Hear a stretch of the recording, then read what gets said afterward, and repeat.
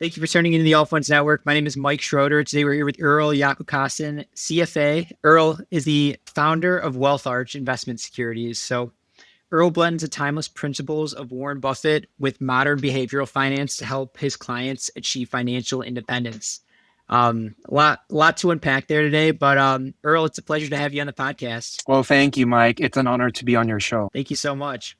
Let's start today. We're gonna dig into a lot of what you're working on. We're gonna be talking about some of the stocks that you like, some of the learning lessons you've had along the way. But maybe let's just start with your background. Kind of give us the brief of kind of how you got to where you're at today. That sounds great.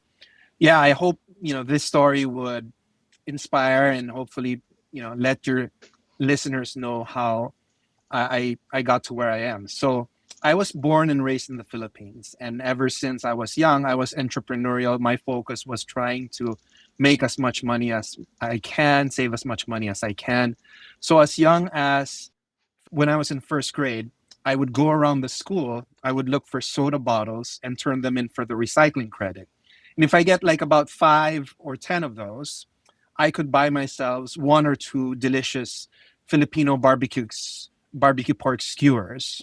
And then in second grade, I would sell things such as snappable bracelets with all different colors, patterns, and sizes and things. And as I grew older, I sold CDs, cell phones, concert tickets, and even went door to door for fireworks. And I was always good at math and games as well. And one day I turned on the CNBC channel when I was a sophomore in college, and I saw these things going up and down. And I figured, I think I can do this. This is something that I can crack the code on. And if I can make a lot of money on it. And that began my lifelong journey towards trying to become a better investor. And in the Philippines, the stock market is manipulated. It's more about who you know rather than what you know that can get you ahead of the game. So in 2001, I migrated over here to the US. And when I started, nobody would recognize my school or my degree. So arguably, I graduated from the best business school in the Philippines. On my senior year, I was on the dean's list, getting second honors on both first and second semester. But I had to start from the bottom. And my first job, believe it or not, is I worked as a data entry clerk at a Nordstrom warehouse. And I worked for minimum wage. And you can imagine that was like as boring as hell. But what Mm-hmm. I did was I turned it into a game. I love games. So I figured, to pass the time, to make myself not miserable, I'm just going to make a mind shift and pretend that I have a score at the end of the day, and every day I'm trying to beat that score. And in just a couple of weeks, I was outperforming people who were 10 years on the job, and people were saying, "Who is this kid?" And uh, then, but minimum wage wouldn't allow me to make ends meet. I needed to make sure that the money I'm spending for my rent and groceries and gas would be more than enough to cover. Uh, uh, yeah, my income would be enough to cover that. And so I moved to working at an appraisal firm in Pomona. I lived in Rancho Cucamonga, and Pomona is about 30 minutes away during the daytime, but that wasn't enough.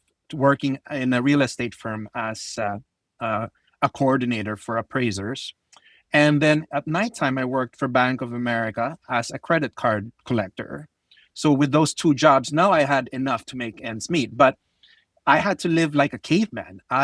For lunch, I would eat one half of a $5 Subway footlong. And then for dinner, I would eat the other half, almost day in, day out. Probably the variety I had was getting something off the dollar menu of Wendy's. So obviously that's not going to cut it at some point. And I was driving about 1.5 hours one way every day because my second job at Bank of America was in Pasadena. So that was, you can imagine, like just absolutely grueling and a lot of hard work. But Brutal. eventually, I was able to find a job at American Express Financial Advisors. And to my surprise, when I got there, is that financial advisors in the US are mostly just salespeople. They're not trained. Nobody teaches them about investing. They don't really care about investing either. They just want to sell. So mostly they're just So what, salespeople. like selling like insurance, life insurance or something? Yes, life insurance, annuity, financial plans, and yeah, nobody's training. Nobody in the corporate office is training them. And being new to the country, I didn't know many people, and so there were quotas. And I sales, even though I was selling a lot of stuff in the Philippines, my trick was actually hiring people, like finding people under to sell for me. So I was kind of like managing people more than selling myself. So, but yeah, being kind of new to the country, not knowing many people, it was very difficult for me to reach those quotas. And so I moved on to Bank of America Investments, which is now Merrill Lynch. And I supported the top two financial advisors in the Inland Empire region here. And their focus was on bonds. And my passion has always been in stocks. And after a year or two, they saw something in me and they trusted me to handle the stock portions of our clients. And our portfolios outperform the in-house portfolio that Bank of America Investments was managing at that time. I finished my level one for the CFA, and then I moved to the Capital Group in 2007. And in 2007, the long commutes didn't stop. I lived in West Covina, and I initially worked at the West Los Angeles branch. And many times, one way, the drive would be 2 hours. So definitely continued hard work. And while I was commuting, I would listen to a lot of the review materials on my CD player back then in the car for level 2 and level 3, just to make sure that the time wasn't wasted. But yeah, eventually I was entrusted at the Capital Group to be the solely kind of like liaison between the operations team and the investment management team. So I was on every conference call. I was communicating with managers and analysts. I would read all the reports, translate that for the operations team so that if we, for example, get $1 billion a deposit in one of our funds, then our operations team would know what stocks to buy and sell. So that I carved that role for myself. At the Capital Group, my personal portfolio, while I was there for 7.5 years, my personal portfolio outperformed any of the managers and analysts that I work with. And we can get into specifics if you want later. And because I did such a good job, I was able to later on transition to starting my own company and convince people to invest in me. So that's how I got started, Mike. Yeah. Thank you so much for the walkthrough. I guess we definitely want to get into all the stocks and everything, but just out of curiosity, talk to us about that transition when you're coming over from like the Philippines to the US back in the early 2000s. What was that like for you? It has always been my dream since I was a sophomore in college. So it took about 3 to 4 years before I made that leap.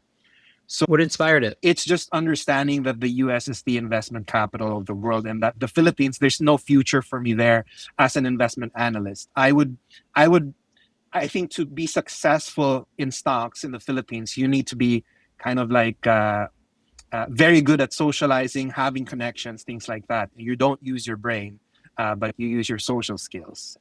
So that's why I wanted to come to the US. And I was saving in. So I'm Chinese, so I would save a lot of the gifts that I get from uncles, aunts, and during Christmas and birthdays that they gave me in this red envelopes. I would save a lot of the money that I earned from selling various things. And yeah, once I had enough to at least survive for a year without any income at all in the US, then I decided to make that leap. That's awesome. It's inspirational. It's was it kind of tough for you coming into the US initially? Yeah, absolutely. I was being young, I was foolishly confident, but that actually helped. And uh, I always believed in myself. I always believed that I can make it. And in fact, before I left, I had family and friends, and even my parents. They thought I would fail. All of them did. They thought I would go back to the Philippines with my tail hanging, low and just go back in shame. But there was a lot of fuel in the fire, and I was determined that no matter what, I am going to make this happen. And so I would apply to a lot of different companies just to get that first job at Nordstrom, and then continuing just the resume thing and willing to work and drive, for 16 hours a day for a very long time. Uh, I was never one bit hesitant to just continue pounding the table. And in fact, when I was driving, sometimes I would fall asleep on the freeway just because I'm just dead tired, and I had to sing like super loud in the car just so that I wouldn't fall asleep. But day in, day out, I would just keep working hard. I just believed in myself, and that belief paid off. Despite that, employers here don't recognize the school that I graduated from, don't care about whether I got second honors on my senior year. They don't care. But I worked from the bottom, so I definitely didn't mind doing that. Yeah. Well, it's yeah, I love it. It's definitely an inspirational story. With now kind of coming back to, post Bank of America, you start your own firm.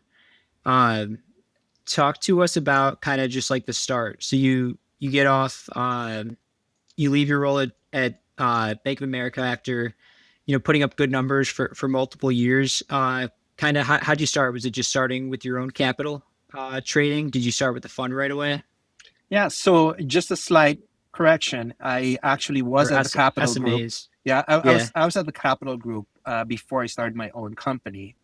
Mhm. And before I started my own company, my goal was actually to become an investment analyst and a portfolio manager at the Capital Group. But when I was interviewing for a research position in the firm, so I turned in a research report of American Express. And at that time, it was about, I would say, 2009, 2010 approximately. So I've been at the firm 2 or 3 years. And American Express at that time was trading in, I think, the low 30s. And I wrote up a report, super detailed. It was like 10 pages or something like that. And the hiring manager, when I was interviewing, the person didn't read a single word of the report. He just looked at the report. It had no graphs, it had no tables, and he didn't read it. But you know what? American Express tripled in 3 years after I turned in that report. And so I said, this is like BS. And so I decided to start my own firm. And they, at that time. So uh, it took He still me. hired you though, right? I'm sorry. He still hired you though, right? No, he did not, because he didn't read a single word of the report. He said that next time, because he said next time you apply, make sure you add graphs and charts. But I didn't bother applying. I said that this is BS, and I decided from then on, instead of trying to move up in the company, I'm going to start my own company. So what I did for 3 4 years was to save up as much money as I can. And then when I had enough money to survive, similar to when I started in '01, when I have enough money to survive for many years, even with zero clients, then I decided to start my own firm. So that's an important advice that I would say to any uh, person who is transitioning from a corporate job to starting their own business, is that you don't want to take a big leap without any kind of safety net, because if not, you're going to be so stressed, and the chances that you succeed are going to be very low. And then you'd have to go back in shame and go back to taking another corporate job if it doesn't work out. So I wanted to make sure that I had 3 plus years, and I did have even more than that. Uh, Actually, I had about close to 5 to 10 years. Even if I had zero clients, I would survive. And that gave me a lot of stress relief in terms of just making that transition. I knew I could take my time, I could build my company the way I want, and even if I have zero clients, I'll be fine. Yeah, 100%. And now, So you start off. I assume you're just trading your own capital. Do you Yes. immediately start looking for clients, or kind of how do you go about that? When I was at the Capital Group, I wasn't in a client facing role. I was, behind the scenes and just working with portfolios and analysts and managers. So there was no conflict of interest in what I was trying to do, which was trying to line up friends and family first to tell them, hey, in my plan is to, in a few years, back then in 2010, I would say maybe in 4 years or so, I would start my own company. Would you invest with me? And then every year, I would kind of just renew that conversation. I'm getting closer to starting my own company. Would you still be willing to invest with me? And so when I did launch my company in mid 2014, I did have a few clients ready to sign up. They didn't sign up like immediately, but within 3 months, I did have a few clients already. So I didn't completely start from zero, even though I was planning for zero, because sometimes you never know. People just say one thing, but when it comes to money, people act differently. But I was lucky enough that they trusted me to manage their money at the beginning. Yeah. And then why did you choose to go the separately managed accounts? Just for those that are listening, why did you choose to use the separately managed accounts as opposed to a fund structure? Yeah, good question. So when I was working at the Capital Group, I was working with both SMAs and the fund structure. When you have a fund, if you have new clients and they add money to the fund, what normally happens is that they would get a proportion of whatever you already have invested. And I didn't like that approach because many times, especially in a bull market, like for example, right now, if someone were to start a new account in a fund, they would be automatically invested in overvalued stocks in the portfolio. And not only that, it would be a larger proportion of their account because those are the stocks that have gone up. But in an SMA, I have complete control as to what goes into that new client's account. So, as an example, in 2001, Netflix was trading. And by the way, none of this is financial advice. This is just for illustration purposes. And any kind of stock discussion that I do, please consult an advisor. And all investments that I talk about has risk, and you could lose money. So with that said, so in 2001, for example, I never touched Netflix in my life, and it was trading at $700 before the stock split recently. It went down to 222 to 200 and 170 where I was buying. And then it went up to as high as 1,300 something early this year with the Warner Brothers Discovery acquisition, which we can talk about later. It's down to 900. I haven't sold a single share of it. And the if, for example, I had new clients, right, and I had a fund structure and they started early in the year, and I was telling people that Netflix was overvalued. So at 1,300, even at 900, in 900 something in recent client meetings, I would say Netflix is overvalued. So for uh, my clients who just started late this year, I bought 0 shares of Netflix for them. Now, had I had a fund structure, they would have technically owned Netflix at 1,300, purchased Netflix at 1,300 or somewhere there, and they'd be down significantly. So that is the advantage of having separately managed accounts, which is that. Actually, I want to Go pick that ahead. apart a little bit. So Yeah, with that, so that it's interesting to think about. So because I would maybe a naive assumption, but I would just think that you're running portfolio. You have whatever 10 stocks that hey, this is like my allocation, and now I have a new investor. I'll use Skylar's name. Skylar's coming in sure. as a new investor. He gets these 10 stocks, but you're saying that you will look at this differently. Maybe go just give him 8 of the stocks, or Yes, kind of how that do you is think about correct. that? Yeah. So every client's account is extremely customized. So that is one of the big differences in my firm versus other large firms. In other large firms, people treat categories of clients the same. They will have the same holdings. And in when I was working for the Capital Group, that was one of the things that I didn't agree of how the portfolios were administered, the separate accounts, is that every account would have almost similar positions. Whereas, for example, because Netflix went up so large for me and my older clients, it would be somewhere between 15 to 20%, depending on the time period. But new clients would have zero. So you can imagine that there's a big difference between each client's account. But that's extra work. And that's why nobody wants to do it. But I care so much about each and every one of my clients that I don't mind doing all this extra work to make sure that I can get them the best risk adjusted reward possible. That's great. We were talking on the we had a call before this a couple weeks ago, but you talked about a couple different things that you do for your investors, and I think that's kind of something that's interesting to highlight. Maybe talk to us about what are some of the ways that you try to add value to your LPs or those that are working with you. Yes, there are several unique things with my firm, and the top three are: one, I would write extremely detailed investment updates to my clients that are extremely timely, usually within 24 hours of the event. And I'll go into that a little bit later. The second thing that's unique is that 100% of my net worth outside of my emergency fund and opportunity fund is invested the same way as my clients. And then the third thing that's really unique, and I only know of one other firm that does this, is that I put my money where my mouth is. And if anybody is unsatisfied for whatever reason, I will refund their investment management fee back.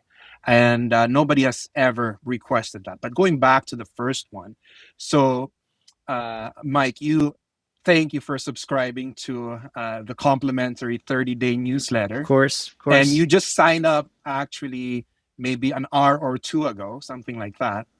And within minutes of you signing up, you actually saw one of my investment updates. And this is one of the shorter, slightly less in-depth updates that you're going to receive. But as you have read, it's already pretty in-depth and it's very timely. We can go into the specifics if you'd like, but I go into an event that happened to one of our investments. Something has changed.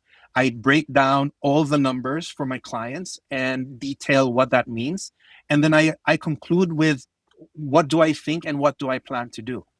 100%. So for those listening, you'd sent me an email that was like, you recently invested in, some stock that's out there. So every time that you make one of these investments, you email your investors this update, correct? Yeah, that's correct. So anytime I buy or sell something, usually within the hour, all my clients know what I just did and why I did it. And if it was a new investment, it'd be pretty lengthy and really detailed.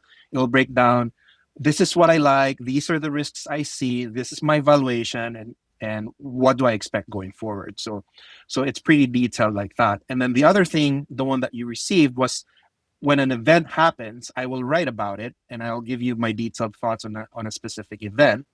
And then the other type of update that I would also write about is usually within 24 hours of an investment reporting earnings, which you will get one of these reports in the near future. I will write up. I will first read the financial statements, listen to the earnings call, make my own analysis, and then I will usually send that within 24 hours of the event. And that way, clients know exactly what has changed. Did I change my valuation? Did I change my rating? Did I change my plans of what I wanted to do? And then the final thing is that, for example, I would write macro-related updates. So, for example, in April, the tariffs were announced. So I went line by line, investment by investment, in detail, how the tariff policy could potentially impact each of our investments. So I write a lot, and that's extremely unique compared to where the average mutual fund, they would write a quarterly letter, and sometimes it's a semi-annual letter. In some cases, it's even an annual letter. But there are some mutual fund managers, they write a quarterly letter. It's like a small paragraph about a few of their holdings, and that's it. I write about one investment in detail, many times in a quarter. 100%. The how do your investors like react? I assume your investors like to get these updates. For the most part, yes. So my clients have come from all different backgrounds, uh, but some are not sophisticated financial, investors. Some don't care, Some don't but care, others you but get good others they feedback. they love it. They read every single report that I put out, and this is one of the reasons why during COVID in 2020 I only got one phone call, one. And that's because people read what I write. And there's no need to call me because they know exactly what I'm thinking, what I'm doing. And by the way, I was buying, some good stocks at that time. So they knew, but only one person called. Yeah. Tell us about your research process. So, I mean, it sounds like you're very in depth. Kind of how do you spend your time? It sounds like you listen to a lot of earnings reports. Are you reading a lot of articles? Kind of, give us the full like day to day. Yeah. So the first thing in the morning is I check for news. So I look at, obviously, pricing tells you, is there something going on? If a stock moves a decent amount, that means something happened. just like my report today, or for example, we talked about Netflix. So on, I think it was maybe a week and a half ago or something, on a Friday, when I woke up, Netflix was down, a good amount, and then the reason why it was official that they are acquiring Warner Brothers Discovery. So the first thing I do is I just scar through. I need to scar through the news so I can plan my day. Once I know what I need to research for the day, then I'm on to it.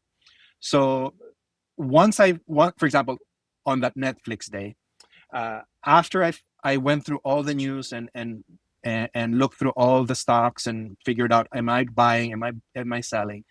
And if the answer is no, then I would go on to researching. So the first thing I did was to look at all the articles about it, look at different viewpoints, and then I reviewed the press release, and then I listened to management's conference call, and then after that, I started working on my own quantitative projections, looking at whether the management is optimistic. So, as an example, the CFO of Netflix, Spence, he mentioned that the deal will be accretive in 2 years.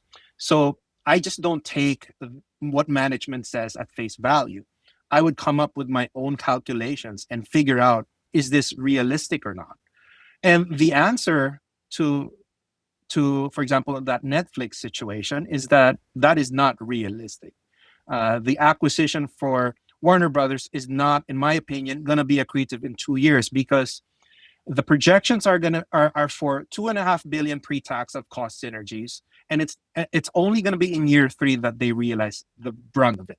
The additional thing is that they didn't talk about revenue synergy, so I had to come up with my own calculations myself. So, for example, I have to make an estimate as to how much subscribers does HBO have, how much subscribers Netflix has, and then how much can Netflix cross-sell HBO subscribers to their platform and vice versa and all that. So I have to come up with my own revenue kind of like scenarios, revenue synergy scenarios. And then how realistic is that? How soon can they potentially achieve those? And then I look at Warner Brothers financial statements and look at their projected earnings in the next several years as well. So looking at that, in a little bit more detail. So that was pretty much what I was doing all of Friday. It was all just Netflix, Netflix, Netflix. So that's kind of what what my day looks like for the most part, is reading and thinking. Got it. Very cool. What what are some of the stocks that you're investing in right now? What are you excited about? Yeah. So interestingly, the stock that I emailed you, I do rate it a buy. I'm pretty excited about that, but I do have higher conviction in other companies. But yeah, you are showing one of them. So Yeah. we will talk about Vital Farms. So Vital Farms is the company that I wrote about today. And as I mentioned in my report, because my clients are not all, I have some new clients. So I just wanted to reiterate for everybody that I purchased most or all of our position in October of 23 at $10.80. And obviously, it's, about tripled at current prices. And it closed at 32.20, not including, whatever after hours action that you're seeing on screen right now. What changed today? The stock was down 6.75% today. And the reason it's down is that management lowered revenue guidance for the fiscal year slightly from a growth of about 28% to about 25%. And the reason they lowered that growth, that there was an enterprise risk procedure that kind of, or transition that they had to overcome this quarter. It's a one-time thing, and that kind of lowered revenues for this quarter. But the good news is that next year's projections are for revenues are quite robust. So from 700 something million in revenues for fiscal year 25, it's going to actually go to 930 to 950 million. So that's about a 20 something percent increase year over year, which is really strong. For sure. And their initial target was actually to hit $1 billion in fiscal year 27. So if they're already hitting 900 million in fiscal year 26, 1 billion in 27 is most likely going to be a cinch. And now they've increased their outlook to, they think they can achieve $2 billion by fiscal year 30. And from, for example, this year, like I said, approximately 700 something to 2 billion, it's slightly under a triple in growth for revenues. So if revenue growth will triple and the company's margins are one of the best in the food industry, the stock should rise significantly over the next 5 years. And why is this 2 billion revenue target realistic? So one, they've already proven that they just initially surpassed their previous guidance of FY27, and it's going to be a cinch, and they're definitely on track. But number two, a lot of facilities are going to come online in about fiscal year 27/28, where they're going to increase factory production and supply, and that's going to create the capability to sell more products to the market. And so if for anyone who doesn't know, Vital Farms is a premium egg producer. If you go to Whole Foods or you go to Target or Vaughn's or Ralph's, whatever supermarket you're at, they are usually the most expensive egg on that on their section. And the reason why they priced their eggs so high is that the quality of the egg is top notch, and that is a result of how they raise their chickens. So most now with producers, I guess with these stocks, is this one of your favorite? Because we don't need to dwell on this one too much. Oh, okay. Do you have others that you like? Yeah, I have one that's a higher favorite, but this one will do well. So, but I think there's one that will do even better. So the stock right now that is my favorite, the ticker symbol is FOUR. Shift4? Shift4. Okay. So for people who don't know, Shift4 is a payment processor. And what I like about payment processors is that as long as you are not losing clients and your revenues and profits over time will likely increase because of inflation, because the company gets a cut as to the payment financial transactions that are going through their network. And Shift4 actually has the #1 market share in the US for sporting event stuff. They have the #1 market share in hotels, and they have the #2 market share in restaurants, only behind Toast. And for example, for the sporting event stuff, and you're a sports guy, Mike, so you can appreciate this. So in Major League Baseball, they have acquired more than half of the teams as their clients. That includes the Yankees, the Red Sox, and the Dodgers.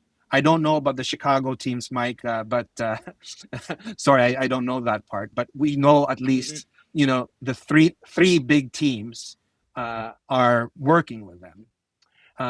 And for example, in the NHL, they It's recently, like a payment processor. Like, yeah, it's for the could whole you talk a stadium. like yeah, okay. So it's like I don't know, replaces like I don't know, Clover, stuff like that. Yeah, exactly. Yeah. And the Mhm. difference between Clover and Shift 4 is that Shift 4 is much more robust in terms of its user interface, in terms of its data capabilities of being able to calculate real-time statistics, provide real-time statistics to the company saying, oh, how many fries are being bought this second, and something like that. So Okay, yeah. so so people can adjust and let's say go to the store, go to a grocery store or another or their supplier if they're running out of salt or something, right? So yeah, that's something that that Shift 4 does. And 5 years ago, they had like nothing.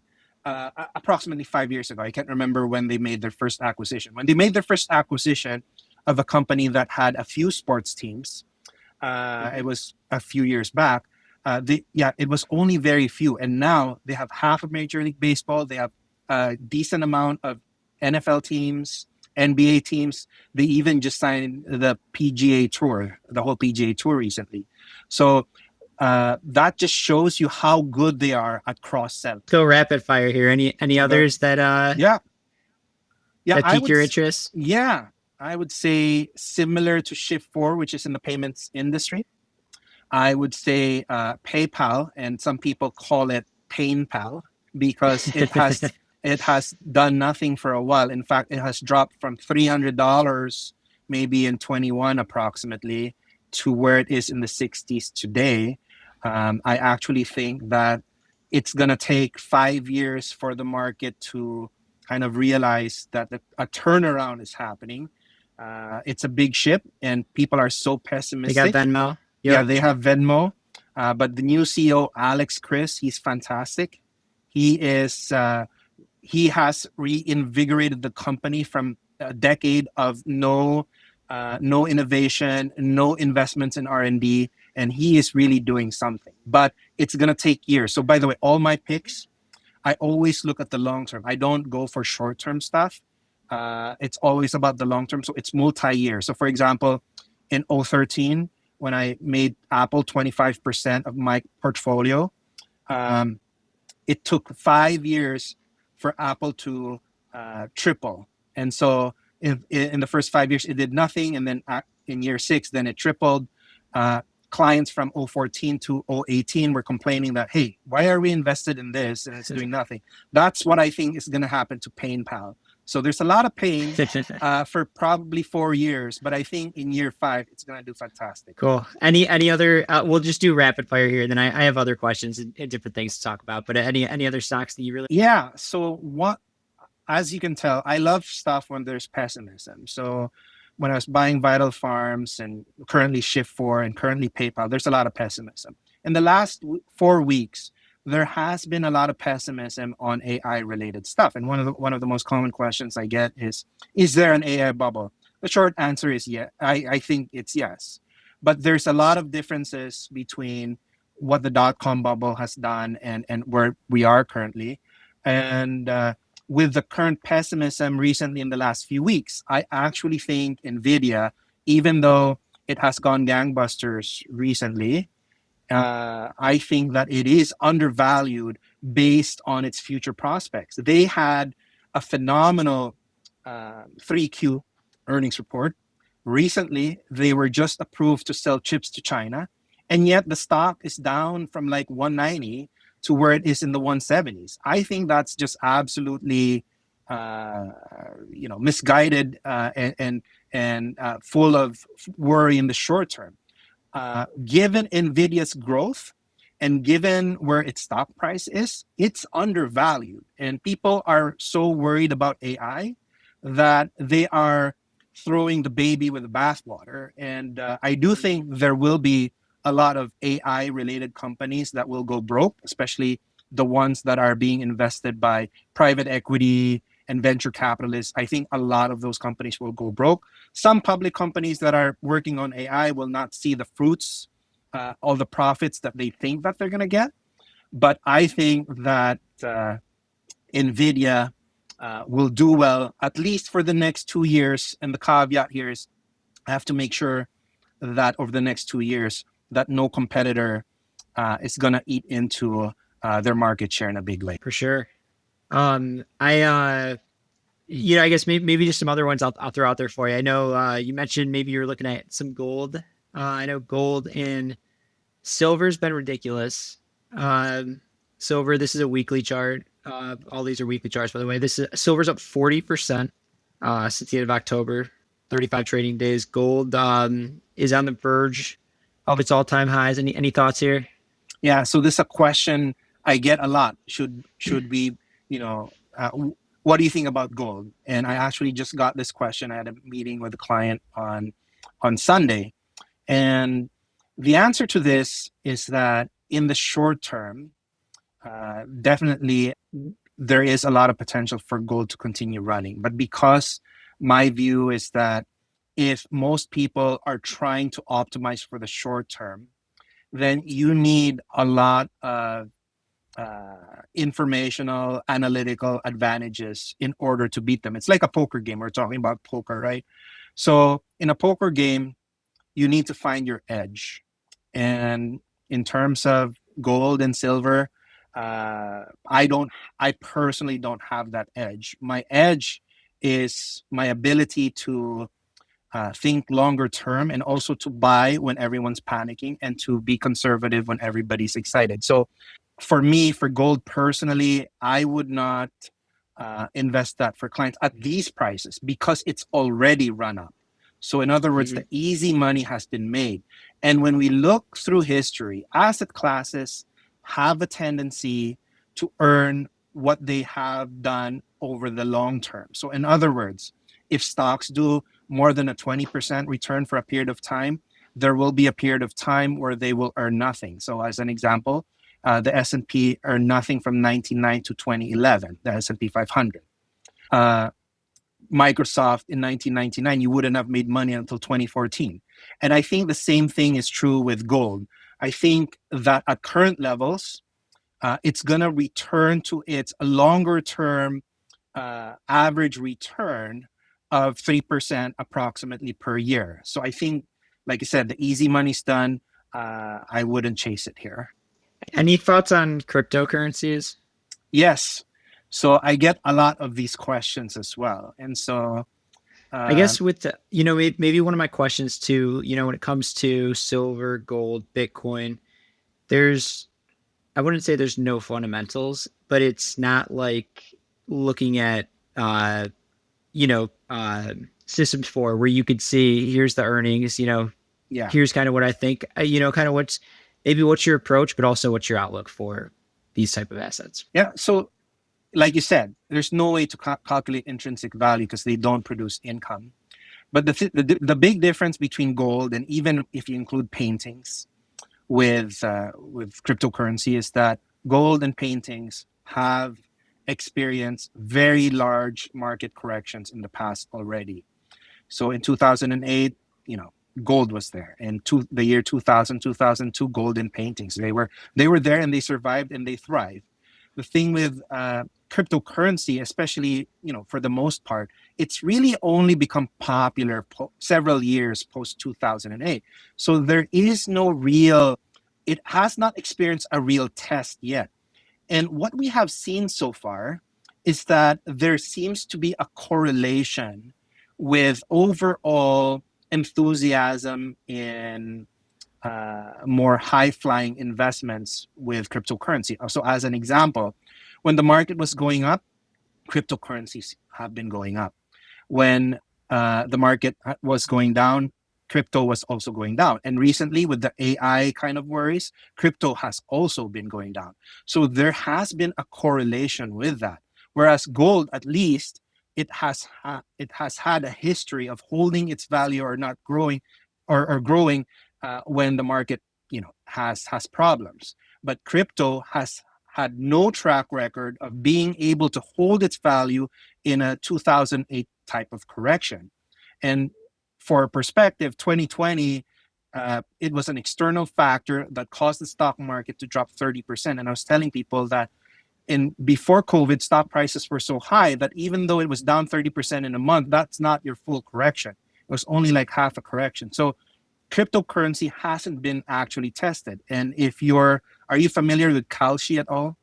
Yeah, for sure. So, Prediction yeah, markets. yeah. So prediction markets. So on prediction markets, I actually made bets against, Bitcoin. And so far I'm way, way in the green on that because of the AI scare. Yeah. So I definitely think that it's, uh, it's extremely risky. It's extremely speculative, and I'd rather do gold. Absolutely.